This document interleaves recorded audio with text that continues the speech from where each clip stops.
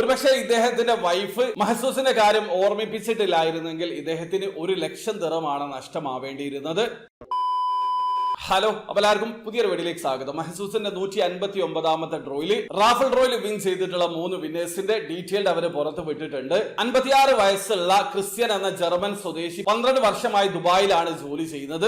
കഴിഞ്ഞ ആഴ്ച അദ്ദേഹം മഹസൂസിൽ പാർട്ടിസിപ്പേറ്റ് ചെയ്യാൻ മറന്നു പോയതാണ്. പക്ഷെ അവസാന നിമിഷം അദ്ദേഹത്തിന്റെ ഭാര്യ റിമൈൻഡ് ചെയ്തു. അങ്ങനെയാണ് ഇതിൽ പാർട്ടിസിപ്പേറ്റ് ചെയ്യുന്നത്. ഒടുവിൽ അദ്ദേഹത്തിന് 159ാമത്തെ ഡ്രോയിൽ ഭാഗ്യം തേടിയെത്തിയിട്ടുണ്ട്.